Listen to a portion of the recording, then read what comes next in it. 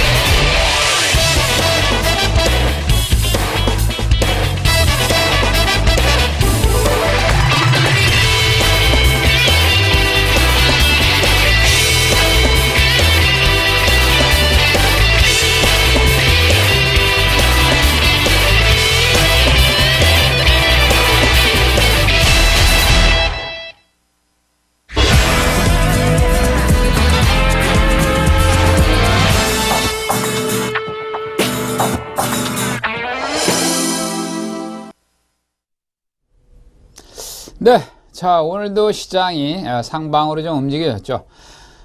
최근 시장이 249.05. 자, 지난주에 제가 말씀드린 249.05.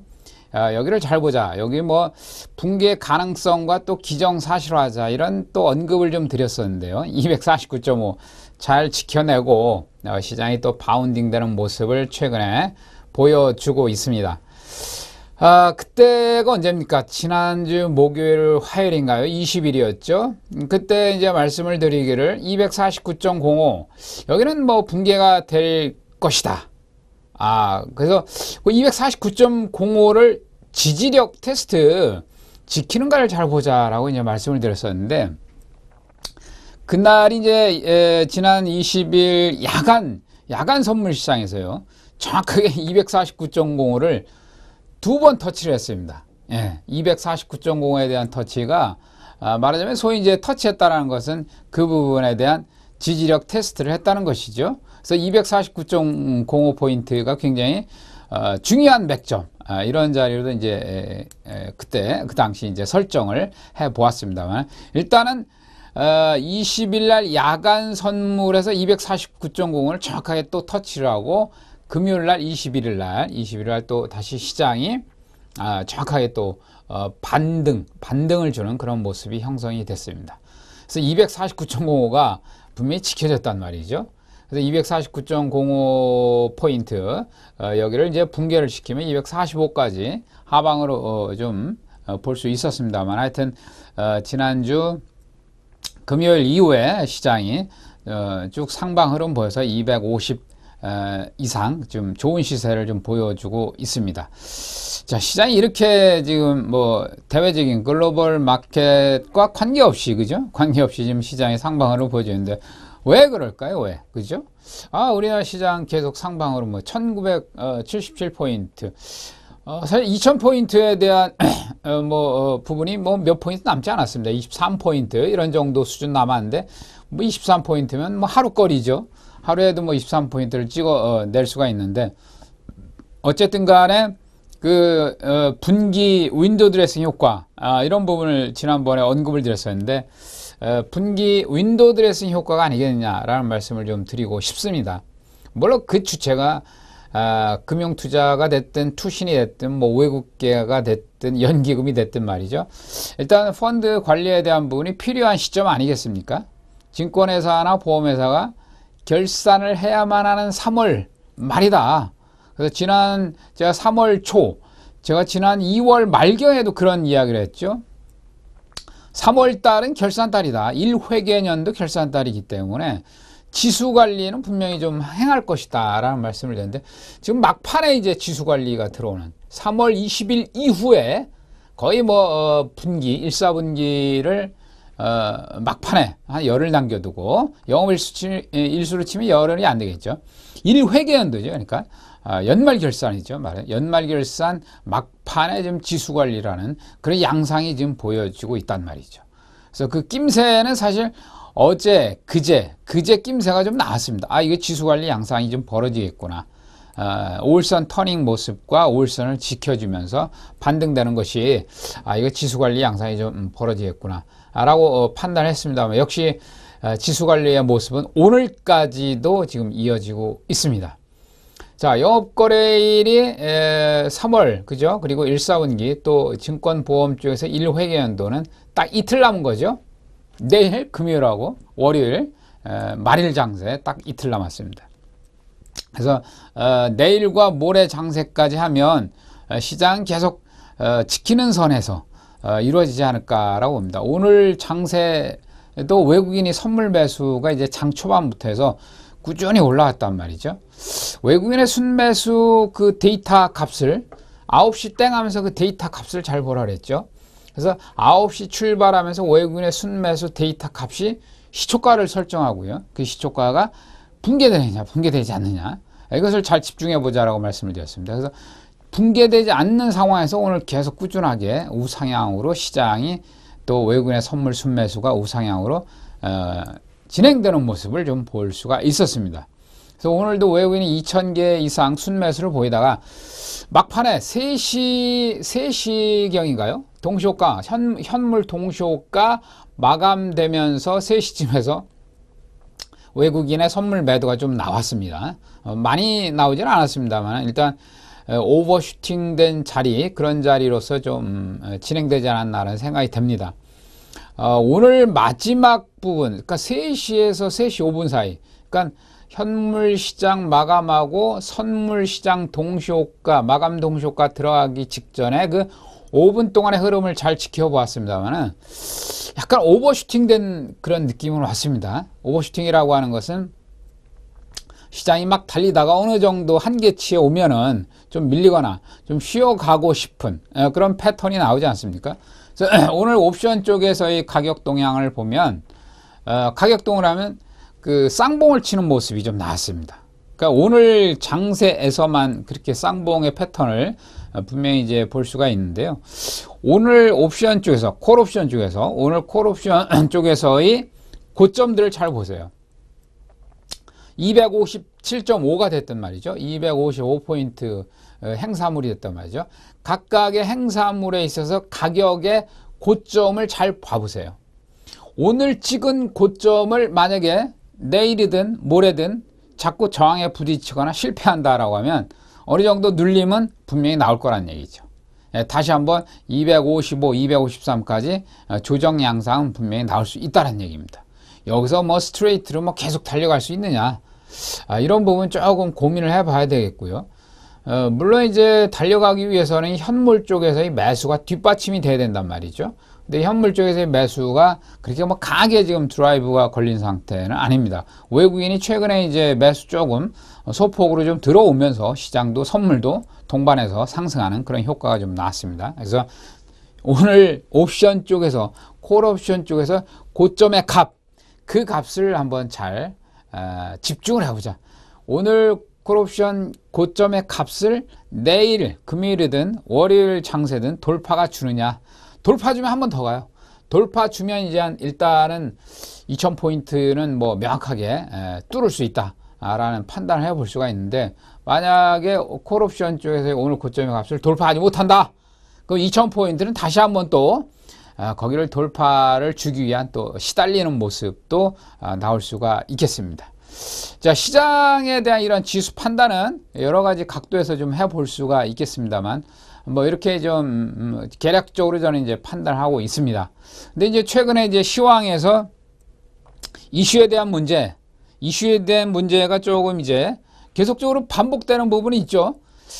그리고 최근에 이제 이런 시장의 어떤 이슈가 있었죠. 뭐 제3차 핵안보 정상회의가 지난 24일, 25일 월화 이틀간에 걸쳐서 네덜란드 헤이그에서 일단 있었습니다.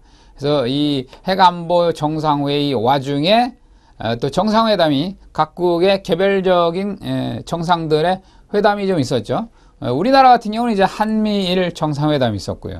또 한중 정상회담이 있습니다. 사실 이런 그 정상들의 만남, 정상들의 어떤 회담, 이런 부분들은 증시 쪽에서 바라보면 사실 배드 뉴스보다는 굿 뉴스죠. 뭐 정상들이 만나서 이야기를 하는데 뭐 나쁜 얘기, 악의적인 이야기를 서로 나누겠습니까? 그죠? 뭔가 좀 진취적이고 뭐 건설적이고 서로 화합할 수 있는 또는 이제 뭐 발전적인 그런 이야기들을 나누겠죠. 그럼 증시에서는 사실은 나쁜 이런 그 정상회담을 한다라고 하면 기대감이 더 있죠. 기대감. 뭐 좋은 얘기 나오지 않을까? 그죠? 우리 경제 쪽에서의 좀 뭐 발전을 이룰 수 있는 좋은 얘기 하지 않을까? 뭐 이런 이야기들이 많이 나오는 거여서 한미일 정상회담, 한중 정상회담 이런 부분들이 증시에서는 사실 나쁘게 작용하지는 않는 그런 상황이다. 그런 어떤 일정이 이번 주에 진행이 되었다라는 것이죠.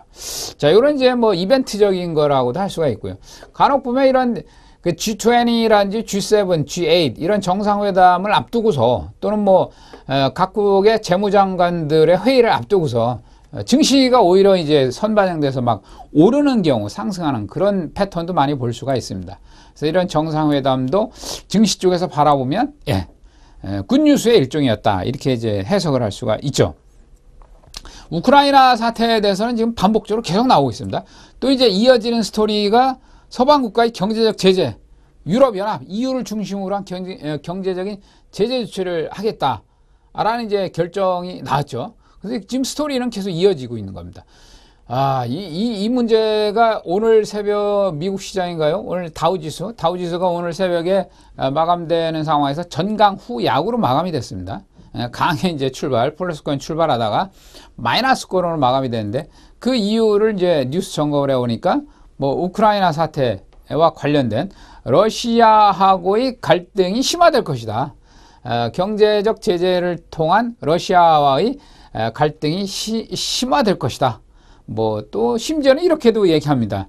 신냉전 시대가 도래할 것이다. 뭐 이런 식으로 이제 악담 비슷한 이야기도 나오죠.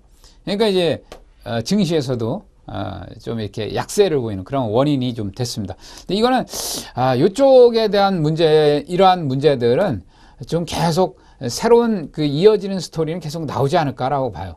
증시에도 물론 영향을 준 모습을 보여줬기 때문에 향후에도 이 관련 쪽 우크라이나 사태와 러시아와 유럽연합과의 관계, 이런 관계 악화라든지 거기에 따른 또 어떤 경제적인 어떤 그 나쁜 현상들 초래하는 그런 부분들은 분명히 또 한번 또 등장하지 않을까. 그래서 주의해야 할, 집중해야 될 이슈거리다라고 볼 수가 있습니다.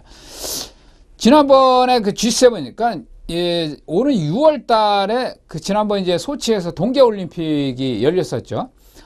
러시아 소치에서 G8 정상회의가 예정돼 있었습니다. 예정돼 있었는데 사실 그게 이제 무산이 됐어요. 왜 무산이 됐느냐? 우크라이나 사태 때문에 이제 무산이 된 것입니다.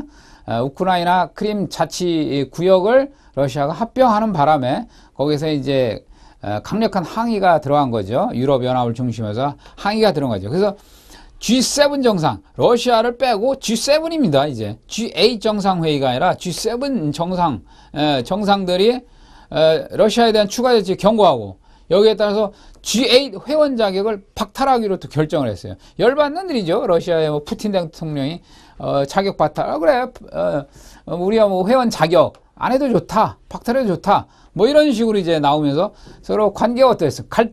갈등이 좀 심화가 될 수 있을 만하죠. 그죠? 그래서 G8 회원 자격을 박탈하기로 또 결정을 했다. G7 정상회의에서 나온 그 결론입니다. 요것도 이제 말하자면 증시에 영향을 미치는 그러한 요인이 될 수가 있었던 거죠. 자, 서방 국가들 러시아하고의 갈등 심화. 자, 이게 또 어떤 식으로 또 구체적으로 진행이 될까요?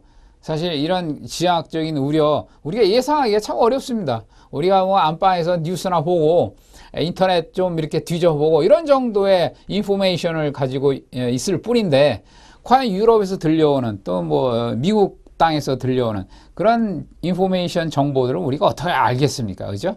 그냥 지수 동향만 가지고 우리가 판단할 뿐이죠. 자, 어쨌든 간에 지정학적인 우려가 지금 대두되어 있는 상태이고 지정학적인 우려감이 아직은 연속성을 가지고 진행될 가능성이 좀 높다. 이런 상황이긴 합니다.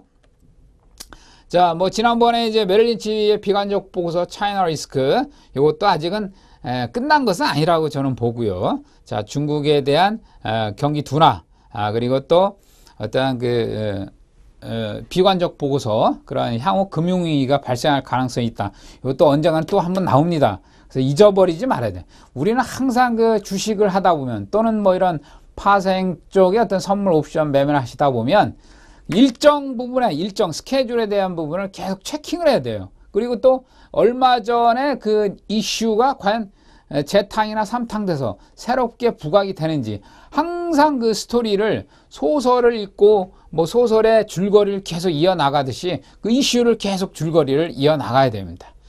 그게 뭐 소멸되는 경우도 뭐 물론 많겠죠. 소멸되고 없어지는. 그러나 그게 또 결국 골마 터져서 크게 터져버리는, 수술을 해야만 하는 그런 이슈의 존재도 분명히 있단 말이죠. 그래서 스토리의 어떤 줄거리는 계속 이어나가야 된다. 이런 이야기입니다. 또 지난번에 이제 FOMC 회의에서 금리 인상 관련한 언급도 있었죠. 또 쏙 들어갔죠. 또 이제 뉴스 안 나오죠. 또 다시 분명히 등장을 할 것이다 라는 부분입니다. 그리고 최근의 이슈는 이 삼성전자를 안 볼 수가 없네요. 삼성전자가 123만 4천 원인가요? 최근에 저점이 123만 4천 원이었어요. 그래서 삼성전자가 이게 123만 4천 원, 최근에 저점, 그 자리를 만약에 붕괴 된다면 선물지수도 물론 이제 하방으로 좀 가지 않겠느냐, 이런 판단을 좀 해봤습니다만, 오늘도 3.74% 상승 마감을 했죠.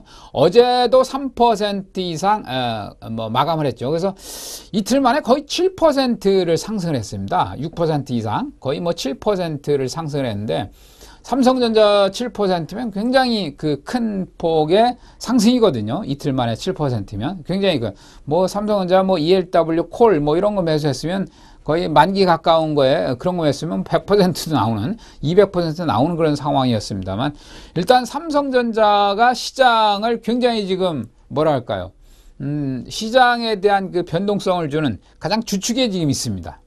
가만히 보시면 오늘 같은 경우 여러분들 시장을 가만히 장중에 보셨으면 상승 종목 수가 그렇게 많지 않았어요. 상승 종목 수는 많지 않은데 지수는 뭐 10포인트 이상, 코스피 지수는 10포인트 이상 상승을 주고 있단 말이죠. 삼성전자의 영향력이 아주 큰 그런 장세였습니다. 오늘 그랬고요. 어제도 그랬습니다. 그래서 어제와 오늘 양 이틀간의 지수 상승을 이끌었던 그 부분은 삼성전자가 절대적이었다, 이렇게 말씀을 드릴 수가 있습니다. 그래서 삼성전자가 최근에 지수의 영향이 컸지만 삼성전자의 동향을 보면서 선물지수가 하방으로 갈 것이냐 상방 바운딩이 나올 것이냐, 이렇게 판단할 수 있는 그런 부분이었어요. 그래서 삼성전자의 동향, 어제 제가 이제 리치맵 그 사이트에 투자 전략 제가 어제 글을 올릴 때 어떤 글을 올렸습니까? 읽어보셨나 모르겠어요. 그 글을 쓰면서 제가 삼성전자다, 지수의 급등락을 지금 주축을 이루는 삼성전자다. 그래서 어제 같은 경우 삼성전자가 급반전을 이루었다. 그래서 선물지수는 일단 상방향으로 봐야 된다. 상방 마인드를 가지고 대응해도 좋다. 코스피는 상방향으로 분명히 갈 것이다. 근데 오늘 또 이제 10포인트 이상 코스피 현물지수가 상승을 했습니다. 그래서 삼성전자에 대한 부분 때문에 저희가 그렇게 이제 언급을 드린 거죠. 자, 삼성전자 이제 차트를 이제 좀 후에 또 보도록 하고요. 자, 1분기 윈도우 드레싱 효과. 아까 말씀을 드렸죠? 3월 결산법이라고 하는 거, 증권보험, 윈도우 드레싱 효과에 의한 시장 바운딩일 수 있다라는 부분입니다. 그래서 시장이 2000포인트, 2100포인트. 야, 뭐 이런 분위기라면 가는 거 아니야? 이렇게 이제 뭐 착시 현상도 분명히 있을 수 있다라는 겁니다. 착시 현상에 지금 있을 수 있다라는 것이기 때문에 추격 매수 따라가자. 요건 조금 약간은 자제를 하시면서 시장을 다시 한번 멀리서 바라보는 그런 자세가 좀 필요한 시점이 아닌가라는 생각이 들고요.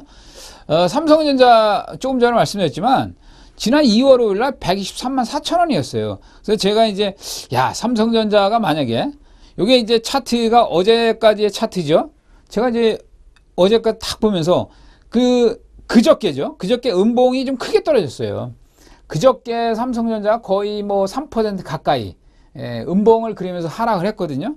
그래서 삼성전자가 여기서 123만 4천원이 붕괴가 된다라고 하면 선물지수도 동반해서 좀 하락할 것이다. 하방으로 보여야 될 것이다. 저는 이렇게 판단하고 투자전략란에 글을 올려드렸습니다만, 삼성전자가 이 시점에서 절묘하게도 반등을 줬어요. 어제 3.05% 올랐네요. 오늘 또 3.74% 올랐네요. 거의 뭐 7% 올랐죠. 그래서 삼성전자가 절묘하게 쌍바닥 주는 패턴, 그죠? 지난 2월 5일 날 123만 4천원, 그 다음에 가장 최근에 124만 7천원, 그저께 여기 쌍바닥 치는 그런 패턴으로 지금 시장이 삼성전자의 흐름이 전개가 좀 되고 있습니다. 삼성전자가 지난 이제 150만 3천원, 작년 12월 2일이죠. 작년 12월 2일 날 150만 3천원 고점을 짓고, 그 다음에 여기서 123만 4천원인데 고점 대비 거의 18% 지금 폭락한, 고점과 저점이 거의 20% 하락한, 마이너스 18% 하락한 그런 위치였거든요. 그래서 이제 여기서 쌍바닥 주고 바운딩 주는 그런 모습입니다. 삼성전자의 흐름은 절대적이에요. 우리가 선물이나 옵션을 파생 쪽을 매매하실 때 삼성전자의 동향은 항상 체킹하시고 항상 보셔야 됩니다. 삼성전자 하나 가지고 지수를 오르락내리락, 선물을 오르락내리락, 그런 그 핸들링을 많이 합니다. 자, 삼성전자의 동향, 일단 반등에 성공하는 모습, 그런 모습을 좀 보여주고 있다라는 겁니다. 자, 삼성전자가 이렇게 반등을 해버리니까, 자, 여기 이제 보시면 우리가 최근에, 자, 보세요. 제가 여기 검은색으로 이제 선물 지수에 대한 W자형 패턴, 그죠? 반등을 주는 그 W자형 패턴의 모습 나타나는 그림을 좀 그려드렸죠? 지난 3월 14일 날 249.05 자리였습니다. 249.05 자리. 이 자리를 잘 보자. 이 자리가 분명히 지키느냐 깨지느냐. 근데 3월 20일 야간 선물에서 249.05를 동일하게 터치를 했습니다. 좀 기가 막히고 코가 막힌데요. 어쨌든 무슨 뭐 일부러 그렇게 뭐 하려고 해도 어려울 정도로 249.05 자리를 두 번 터치하면서 쌍바닥 치는 그런 모습이 나왔습니다. 자, 259포인트가 이제 최근에 2월 28일 날 고점이죠. 자, 이렇게 된다라면 직전 고점 259포인트까지 여기 돌파 시도가 분명히 한 번쯤 또 이루어질 것이죠. 자, 249와 259. 자, 거의 10포인트예요. 이게 선물 지수가 이제 라운딩 포인트, 마디 지수 거의 10포인트를 잡거든요. 자, 10포인트 상승하거나 어쨌든 추세적으로 10포인트 하락을 하거나 라면 그 10포인트 자리에서 반전을 주는 경우가 많아요. 그게 희한합니다. 그죠? 세력들의 어떤 그 수익률 관리 또는 뭐 현물과의 어떤 차익거래, 이런 부분에서의 어떤 그 수익률 챙기, 자, 그런 부분도 좀 생각할 수가 있는데, 어쨌든 간에 10포인트 선에서의 변곡점, 이런 부분을 좀 자주 목격할 수가 있습니다. 지난번도 그렇고요. 요번에도 249.05에서 지금 한 10포인트 올라온 거예요. 오늘까지 합치면. 오늘 258.45가 오늘 장중에 고점이었죠. 그렇다면 10포인트 마디 지수에 또 도달을 한 겁니다. 마디 지수에 도달을 거의 하다 보니까 아까 말씀드린 콜옵션 쪽에서의 오늘 고점, 쌍봉 치는 패턴의 모습, 이런 모습이 좀 등장하지 않냐. 아까 장 막판에 콜옵션이 후다닥 냅다 오르는데 우리가 소위 이제 감마 효과라고 합니다. 막판에 이제 막 달려버리는 그 효과가 나오거든요. 그래서 우리가 틱이 움직일 때도, 옵션의 그 틱이 움직일 때도 10틱, 20틱 그냥 순식간에 짧게 강하게 올라버리는 그런 그 현상들을 이제 자주 목격을 하죠. 끝자락에서 많이 그런 부분들이 목격이 되거든요. 마지막 오버슈팅 되는 자리에서 선물 지수가 10포인트 올라온 자리, 마디 지수라고 하는 10포인트 올라온 지수에 도달을 하니까 콜옵션 쪽에서의 오늘 같은 경우 오버슈팅 되는 모습을 좀 보이더라. 자, 그렇다 그러면 마디 지수에 거의 다다랐다. 혹시나 해서 2000포인트 이번에는 넘길까? 라고 했는데 마디 지수에서 또 다시 한번 저항을 받더라. 자, 어쨌든 이게 중요한 포인트입니다. 자, 259포인트. 이런 포인트, 이제 중요한 포인트에 도달했다. 이렇게 말씀을 드릴 수가 있고요. 예, 잠시 후에 좀 쉬었다가 다시 뵙도록 하겠습니다.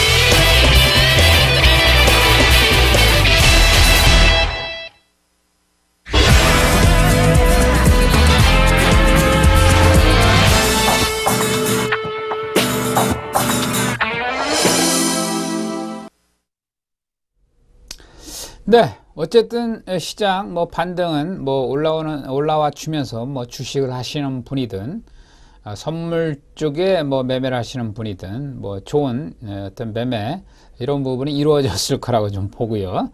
자, 하여튼 간에 뭐 라운딩 포인트, 라운딩 넘버 마디 지수에는 좀 도달했다. 이런 양상입니다. 자, 그래서 분봉 차트를 우리가 매매를 하실 때 말이죠. 항상 제가 늘 말씀을 드리지만 지지 라인 정도는 분명히 한 번 정도는 그어 놓으셔야 됩니다. 그어 보시고 저항 라인도 한 번쯤 이렇게 그어 놓으셔야 됩니다. 그러니까 어제 같은 경우는 시장이 아침에 그 출발 자체가 굉장히 뭐랄까요?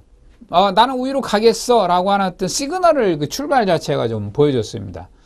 맞으면 갭상을 출발했죠.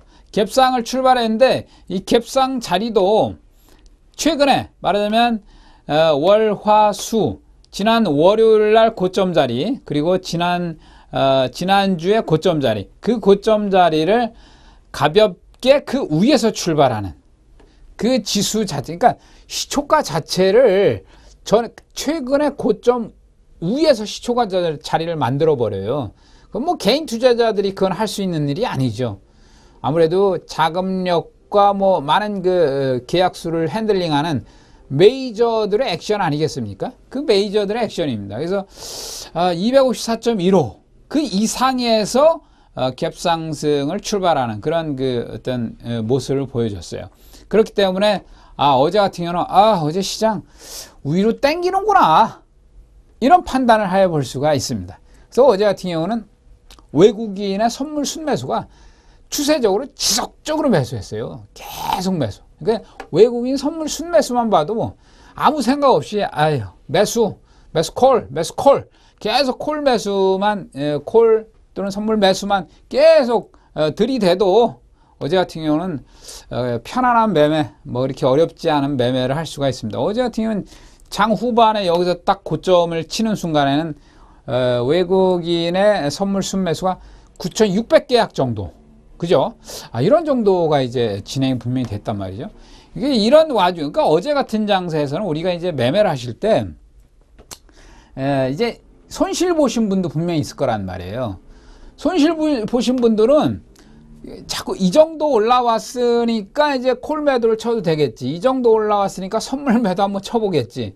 그러니까 시장은 계속 추세적으로 업트렌드 계속 달려가고 있는데, 많이 올라왔다. 여기서는 좀 꺾이지 않을까? 여기서는 좀 꺾이지 않을까? 이런 식으로 해서 이제 계속 매도만 치다 보면 이제 낭패를 볼 수가 있는 거죠. 그러니까 추세적인 부분. 머릿속에는 추세라는 거 분명히 기억을 하고, 머릿속에 추세라는 것을 공부를 했고, 학습을 했고, 경험을 많이 했는데도 그 습관적인 부분이 이제 고쳐지지 않는 그런 경우가 많이 있습니다. 그런 경우 많이 또 경험을 해 보셨을 거예요. 물론 이제 저도 경험을 많이 했습니다만, 이 추세적인 부분은 간다라고 하면 그냥 간다라는 쪽으로 계속 뭐 4틱을 먹든 뭐 10틱을 먹든 계속 간다라는 쪽으로 이제 트레이딩이 이루어져야 된단 말이죠. 근데 인간의 심리는 꼭 어떤 심리가 있느냐? 이것도 뭐 습관의 일종입니다. 그 습관은 굉장히 무서운 거예요. 헤빗. 그 헤빗. 뭐 인생은 헤빗이다. 뭐 이런 이야기도 있습니다. 인생은 습관이다라는 이야기가 있듯이 아침에 6시 일어나는 사람, 아침에 뭐 맨날 뭐 8시에 일어나는 사람, 틀린 것처럼 습관. 늘 언제나 이 최저점이나 최고점이나 여기서 진입하려고 하는 습관, 이런 습관을 가지신 분들은 어제 같은 추세 장세에서 계속 고점 매도만 노린단 말이죠. 고점 매도. 근데 고점 매도가 주는 척 하다가 다시 상방 쳐버리고, 주는 척 하다가 다시 상방 쳐버려. 이런 현상이 계속 나와요. 계속 컷입니다. 컷. 이런 식으로 나와요. 그러니까, 오늘 시장이 한번, 추세적으로 상방 친다. 그러면 한번 컷 당했다. 아예 팔짱 끼고 매매를, 컷망하셔야 됩니다. 매매를 쉬셔야 돼요. 그런 정도의 어떤 심리적인 결단력은 가지고 있어야 된단 말이죠. 물론 이제 상방 추세장에서 먹을 걸 못 먹었다. 얼마나 분통하고 원통하고, 가슴이 답답하겠습니까? 추세장이 마감되면 대부분, 이런 심리를 가지신 분들 많단 말이에요. 끝나고 나면, 이만큼 3포인트 상승 장세로 마감이 됐는데, 여기서 내가 그걸 0.5포인트도 못 먹었네? 0.5포인트는 고사하고 1포인트 손실 났네? 1포인트 손절 깠네? 이런 경우가 좀 있단 말이죠. 추세 장세에서 이제 우리 일반 투자자들의 역매매 습관, 역추세, 역매매 습관, 역매매 매매 습관, 이것이 아주 치명적입니다. 근데 이제 추세가 날짜나죠? 어떻게 합니까? 그죠? 물론 모르죠. 여기서 고점을 딱 잡았는데 거기서 확 깨지면 얼마나 해피하겠습니다만은, 그것은 수급을 보시면 답이 나와요. 프로그램 매수 들어오지, 개인 쪽은 푼 매수 집중되어 있지, 그다음에 외국인은 콜 매수 집중되어 있지, 선물 매수 외국인 빵빵 들어오지. 그럼 무조건 상방 보는 겁니다. 상방 보시면 되는 거예요. 이게 상방 외국인 순매수 들어와서 계속적으로 상방을 봤는데 외국인한테 뒤통수를 빵 맞았다. 물론 그런 경우도 있을 수 있습니다. 믿는 도끼에 발등 찍힌다고 말이죠. 외국인에게 뒤통수 맞는 경우도 있지만, 뒤통수 맞더라도 말이죠, 늘 뒤통수 때리지는 않아요. 외국인이. 그들의 액션은 파워풀합니다. 한번 땡기면 계속 땡겨줘요. 한번 하방으로 밀어버리면 계속 밀어버립니다. 그래서 그런 부분이 있기 때문에 여러분들께서는, 그래, 니들이 한번 순매수 계속 오는구나. 한번 나도 들어가 보자. 순매수 들어가 보자. 계속 콜매수, 선물매수 이쪽으로 이제 대응을 하시면 된다. 이런 얘기입니다. 어제 같은 경우는 여기서 이제 상방 업트렌드의 추세 장세였죠. 그 다음에 지난주 여기죠. 지난주 같은 경우는 하방 다운 트렌드. 계속 이제 밀어버리는 그런 경우가 발생했습니다. 자, 요런 날과 이런 날과의 매매. 여기서 추세를 잘 타면 굉장히 해피한 매매 결과를 얻어낼 수가 있습니다. 근데 여기서 진짜로 뭐 제야 고수다, 진짜로 나 이제 매매 자신 있다, 이런 분들은 레버리지 조절을 하죠. 강약 조절. 드라이브를 확 걸어서 먹을 때 세게 먹고, 그 다음에 계좌를 한번 확 올려놓고, 이런 매매, 이런 매매까지 되면은 진짜 잘하시는 분이고요. 이런 매매까지 할 수 있는 정도라면 상당한 내공이 쌓여 있는 분이세요. 내공이 중요합니다. 이게 선물 쪽이나 옵션 쪽은 정말로 우리가 흔히 말하는 내공이 절대적으로 필요하다. 내가 어느 순간 소위 말해서 이제 매매의 경지에 올랐다. 신의 경지? 글쎄요. 인간이 신이 될 수는 없죠. 자, 하여튼 어느 정도의 신의 경지에 올랐다라고 하면 레버리지 조절까지 할 수 있는 사람. 오늘은 분명히 강세장이다. 강세장인데 트렌드가 확실하게 서 있는 장세다. 그래서 드라이브를 확 하는 거죠. 평소에 한두 계약을 했다가 10계약 한번 확 들이미는 거죠. 그죠? 10계약 1포인트만 먹어도 500만 원이니까. 그래서 이런 정도까지 매매를 하실 수 있다라고 하면 이제 굉장히 굿.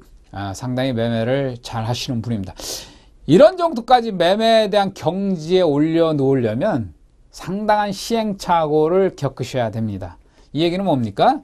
깡통도 차봐야 되고, 그죠? 곡소리 나도록 아이고 내가 왜 그랬을까? 거기서 매수 들어가는데 매도 들어갔네. 뭐 이런 식으로 정말로 그 아주 심각한 수준의 시행착오까지도 경험을 해야 되지 않느냐. 그래야만이 매매의 어떤 신의 경지에 올 수가 있겠죠. 그죠? 자, 고통 없이는 얻을 수 있는 게 없습니다. 그죠? No pain, no gain. 고통 없이는 얻을 수 있는 것이 없다. 무엇을 얻고자 한다면 정말로 그 전에 많은 고통이 수반돼야 되고 많은 고통을 경험을 했어야 되지 않느냐, 해야 되지 않느냐. 자, 이런 생각입니다. 사실 뭐 제 생각이기도 하지만 어떤 진리이기도 하죠. 인생의 진리, 삶의 진리. 자, 그런 진리이기도 합니다. 자, 어쨌든 어제 업트렌드의 원웨이 장세가 형성이 됐었다라는 거고요. 최근에 이제 선물 장중 변동성이 2포인트를 이제 살짝 넘어버리는 흐름이 나옵니다. 지난번에 제가 장중 변동성이 1포인트, 2포인트가 안 되는 1.5, 1.7 이 정도 수준에서 계속 진행이 된다고 했죠. 근데 최근에 이제 일단 변동성이 약간 살아났어요. 어쨌든 간에 윈도우 드레싱, 뭐 회견 1사분기 뭐 이런 부분도 분명히 작용을 하고 있으니까, 그래서 2포인트를 장중 변동성 넘어버린 경우가 이제 많이 발생을 했고, 제가 이제 강조드리고 싶은 부분은 지난 3월 20일 날, 그 다음에 지난 3월 17일 날, 요 거래량을 잘 보시면은 거래량이 최저 거래량이었습니다. 10만 주가 안 되는 거래량이었습니다. 최근 시장의 특징이기도 합니다. 10만 주 거래량이 안 되는 최저 거래량의 그 당일날 모습을 보면 그 당일날 음봉으로 끝났느냐 양봉으로 끝났느냐, 그 패턴을 잘 보시면은요, 최저 거래량이 발생한 그 다음날 시장의 방향성, 지난 3월 17일 날 9만 6천 개의 최저 거래량이 발생을 했는데, 이 거래량 발생한 그 다음날 음봉이 나왔단 말이죠. 연속 음봉이 나왔어요. 그리고 지난 3월 21일 날 금요일 날 같은 경우 최저 거래량 9만 개였습니다. 9만 개 다음날 이길 날 양봉이 나왔습니다. 연속 양봉이 나오고 있어요. 오늘까지 며칠입니까? 오늘 수목 5일 연속 양봉, 5일 연속 상승 흐름이 지금 나오고 있단 말이죠. 그래서 최저 거래량이 발생한 날, 최저 거래량의 이 발생한 날, 요 날을 한번 잘 보십시오. 그 날이 어떤 시세의 출발선상에 있는 그런 날 확률이 높습니다. 그 이 거래량 논리 아니겠습니까? 거래량이 죽으면 거래량이 산다. 그죠?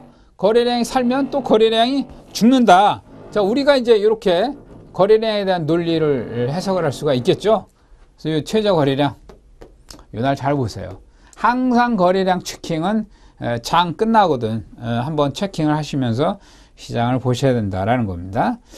외인 선물 순매수 동향. 어제예요. 제가 아까 말씀을 드렸죠. 어제입니다. 이게 어제. 자, 이런 차트가 있습니다, 여러분들. 외국인 순매수. 이렇게 보시면 어제 9,691계약까지 고점을 쳤어요. 그러니까 장중 내내 계속 순매수. 그러니까 외국인이 순매수 계속 들어온 거예요. 그러니까 어제 같은 경우는 그래, 분명히 상방이야. 시장은 무조건 상방으로 가는 거야. 밀리면 매수, 밀리면 매수, 밀리면 계속 진행을 할 수가 있는 거죠. 그래서 제가 늘 말씀을 드린 부분 중에 하나지만은 이 외국인의 선물 순매수 동향도 시초가 라인을 잘 봐라. 이 검은색 라인이 시초가 라인이에요. 그러니까 외국인 선물이 이제 딱 출발할 때 이 값이 그 얼마인가, 그 값을 잘 보시면은 그 값을 깨지 않으면 상방 흐름 가능성이 굉장히 많은 겁니다. 무슨 얘기인지 아시죠? 자, 지난 3월 20일이에요. 3월 21일 날도 외국인의 순매수 동향이 마이너스 6,387개를 찍었어요. 자, 이날이 저점이었어요. 이날이 터닝 포인트였어요. 249.05 여기를 붕괴되는지 지키는지 한번 잘 보자, 이렇게 언급을 드렸죠. 지난 3월 20일 날 외국인이 마이너스 6,387계약 순매도 그 최저점을 주고 어제 같은 경우 9,691개 최고점을 주고, 그러면서 오늘 또 한 2,300계약 정도, 그러니까 어제 오늘 해서 10,000계약 이상을 순매수로 한 거 아닙니까? 그죠? 10,000계약 이상을 순매수로 한 거죠. 그러니까 10,000계약 이상이면은 마라톤 선수가 한참 달릴 때 숨이 이제 턱턱턱 걸리는, 그죠? 한계치에 막 다다른 그런 그 수치이죠. 그러다 보니까 오늘 장막판에 조금 차익 실현 물량이 나오는 그런 모습이 진행이 되었죠. 그래서 장 출발, 시초가 수구, 전체적인 흐름. 항상 그 시장은 말이죠. 과매수권이 있고요. 과매도권이 있어요. 우리가 테크니컬한 지표, 기술적 지표를 우리가 항상 분석을 할 때도 기술적 지표의 가장 큰 그 핵심, 말하자면 맥점, 그리고 그 어떤 그 매매의 기준으로 봐야 될 것은 과매수권에 있느냐, 과매도권에 있느냐. 요걸 잘 보시면은 그것만 잘 우리가 집중을 하셔도 상당한 매매 수익을 낼 수가 있다라고 저는 주장을 합니다. 지금 선물지수의 동향의 위치가 과매수권에 있느냐, 과매도권에 있느냐. 그럼 어차피 선물지수가 터닝 포인트를 주려면 과매수권이나 과매도권에서 터닝 포인트가 나오겠죠. 그죠? 달리는 와중에 뭐 갑자기 어떤 그 변곡 포인트, 터닝 포인트가 나오겠습니까? 그렇지는 않겠죠. 그래서 시장의 위치를 볼 때도 여기가 과매수권이냐, 과매도권이냐, 그거를 잘 집중해 보자라고 말씀을 드립니다. 과매수권이다. 그죠? 장중에도 반드시 과매수권은 있어요. 그 과매수권의 위치가 어디냐에 따라서 이제 내가 매도를 좋아하시는 분은 매도만 기다렸다가 매도를 쳐보시는 거고, 과매도권에 있을 때는 나는 매수만 좋아한다. 그럼 나는 매수만 집중을 해서 매수를 하시면 되는 겁니다. 예, 여기까지 말씀을 드려보고요. 잠시 후에 뵙도록 하겠습니다.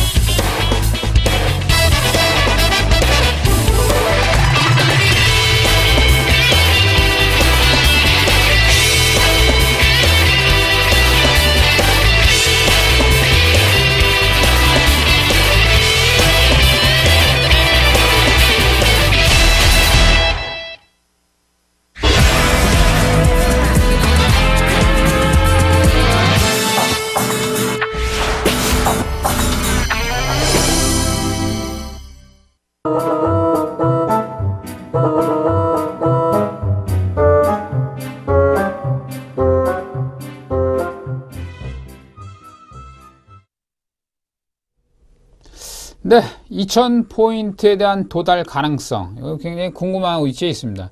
1977포인트까지 냅다 달려왔습니다만 거의 2000포인트를 터치를 할까요? 자, 뭐 23포인트 나왔습니다. 근데 그 2000포인트 터치 여부는 누구한테 질문하느냐? 저한테 질문하면 안 되고요.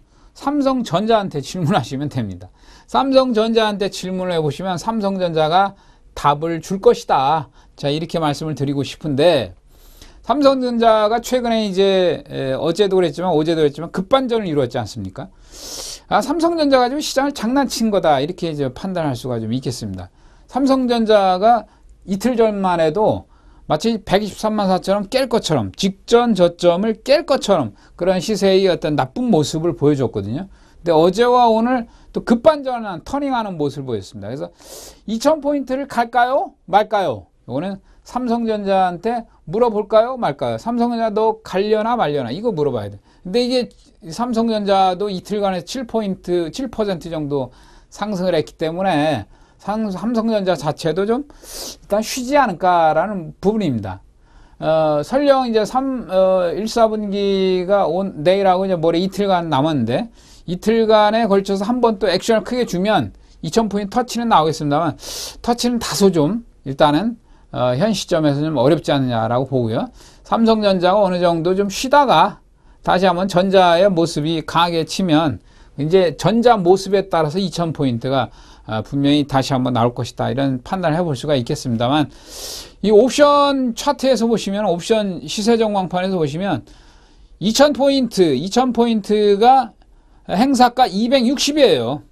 예, 옵션 행사가 260인데 오늘 250 8.45를 터치했단 말이죠. 터치하고서 이제 좀 밀렸는데 약간 260포인트는 좀 약간 어려워 보이는 그 시장 막판에 시장 흐름이 보였습니다. 그래서 오늘과 어제 외국인 선물 순매수가 만기약 이상 또 단기적으로 세게 들어왔단 말이에요. 그죠? 단기적으로 세게 들어왔기 때문에 또 단기적으로 차익 실현한 물량도 분명히 나올 거란 말이죠. 그렇다면 260포인트를 과연 터치하느냐, 선물 지수. 260 터치 나오면, 자, 행사가 260짜리, 요게 이제 0.79포인트인데요. 그래서 2000포인트. 요 260에 대한, 돌파 가능성. 260을 과연 뭐 치겠느냐. 자, 요 저항권. 그건 장중에 우리가 시세 흐름을 집중하는 수밖에 없습니다. 장중에 뭐 제가 이 자리에서 자 260포인트 그리고 코스피로 환산하면 2000포인트 지금 당장에서 내일 당장 뭐 오버시킬 것이다 아니면 월요일날 오버시킬 것이다 이렇게 이제 호언장담은 좀 말씀드린 건 없습니다만 일단 260을 선물 기준 잡고 260을 상방으로 돌파되는 모습이 나오느냐. 그래서 260 지수에 대한 어떤 흐름 자체를 집중을 해보자. 이렇게 좀 말씀을 드려보겠습니다.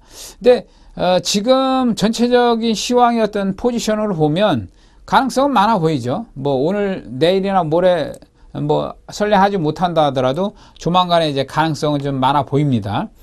물론 조금 아쉬운 것은 현물이 강하게 들어오면서 전체적인 종목 대다수의 종목들이 상승하는 가운데 삼성전자만 오르는 것이 아니라 금융주 섹터, 뭐 자동차 섹터, 그다음에 조선주 섹터, 뭐 이런 식의 전체적인 분위기가 호전되는 양상의 2000포인트 돌파면 2100도 막 갈 수가 있죠. 근데 지금 단지 삼성전자의 단독 플레이입니다. 단독 플레이로다가 막 진행이 되고 있기 때문에 저항에 언제라도 좀 부딪힐 수 있는 그런 상황이긴 합니다. 기술적으로 보면은 지금 5일 이동 평균선이 사실 뭐 우상향으로 딱 멋지게 터닝한 모습이긴 합니다. 근데 5일선 이격도, 그죠? 현재 지수의 값과 5일선의 이격도가 상당히 어느 정도 좀 벌어져 있기 때문에 5일선에 붙이는 모습은 한 번쯤은 나오지 않을까라는 판단입니다. 이게 접었다 가는 시세, 이게 분명히 나온단 말이에요. 4월 이제 옵션 만기일, 그것까지 시간이 좀 남았습니다만은 계속 달릴 수는 없거든요. 대개 이제 콜이 달린다라고 가정을 하면 그냥 달리지는 않거든요. 한 번쯤 접거든요. 접어서 올라가는 N자형으로 접었다가 올라가는 그런 패턴은 분명히 한 번쯤은 나온단 말이죠. 255포인트 정도까지는 접는 모습을 한번 예측을 해야 되지 않느냐 이런 생각을 좀 해봅니다. 5일선 이격도가 크다라고 하는 것은 5일선 쪽에 말하자면 이제 붙인다. 5일선을 지지선을 두고 한번 간다. 뭐 이런 그 판단을 해볼 수가 있겠습니다. 우리가 5선과 20선이 골든 크로스 할 때 말이죠. 골든 크로스 하고서 그냥 뭐 급등으로 달려버리는 경우는 별로 없어요. 5선과 20선에 골든 크로스가 나오면 거기서는 한 번쯤은 눌림 현상이 나오거든요. 그래서 우리가 매매 테크닉 중에 하나도 첫 골드의 첫 눌림은 노려라. 첫 골드의 첫 눌림은 매수다. 그냥 뭐 손실을 난다 하더라도 눈 감고 한번 매수를 해보자 라고 하는 게 이제 첫 골드의 첫 눌림 자리입니다. 그래서 한 번쯤은 255자리 260이 0.79니까 260 0.79를 좀 쫙 한번 뺀 다음에 다시 한번 시도가 나오지 않을까 이렇게도 생각해 볼 수가 있습니다. 그래서 255자리 지금 2.75죠. 2.75 그래서 2.75 정도가 한번 또 1포인트 내려오는 모습 보이고 다시 한번 치지 않을까 이런 판단을 좀 해볼 수가 있겠습니다. 사실 어제 같은 경우는 전체적으로 콜 쪽에서 사실 뭐 상승률이 굉장히 컸죠. 자, 이게 260에 대한 기대감, 262.5, 260이나 262.5, 요 기대감이 컸기 때문에 여기에다 등락률, 상승 퍼센테이지가 가장 큰 겁니다. 내 가격과 외 가격이 있죠. 내 가격의 상승률과 외 가격의 상승률을 비교해 보시면 어떤 현상이 나왔습니까?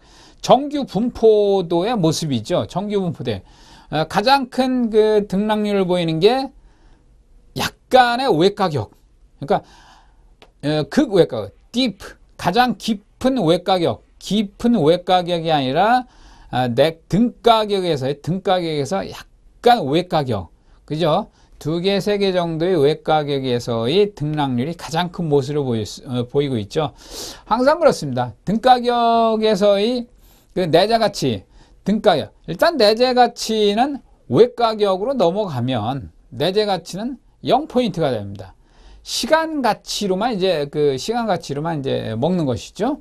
그래서 일단 최근의 모습에서는 260포인트 요 포인트를 잘 보자라고 말씀을 드리고 싶습니다. 지난달에도 우리가 만기가 가까우면 이 행사 가격 동향에 집중해 볼 필요는 있어요. 집중을 잘 하시면 이 가격 동향에서 최저점에 매수를 해보거나 이런 그 상황에 우리가 어떤 매매 대응을 해 나갈 수가 있거든요. 그래서 260포인트가 과연 4월물에 있어서 2000포인트를 오버시키느냐 오버시키지 못하느냐 이런 부분인데, 만약에 2000포인트를 오버슈팅 한다라는 전제 조건을 두고 매매하신다라고 하면 2000포인트 행사물 260짜리의 행사물의 최저점을 한번 노려보시는 것도 괜찮지 않을까, 이런 판단을 좀 해볼 수가 있겠습니다. 물론 우리가 국내 증시가 글로벌 증시하고 영향을 좀 있겠지만요. 어쨌든 간에 이제 국내 시장 최근의 흐름은 글로벌 마켓과는 좀 별개로 꾸준한 흐름을 좀 보여주고 있다라고 말씀을 드릴 수가 있습니다. 예, 잠시 후에 뵙도록 하겠습니다.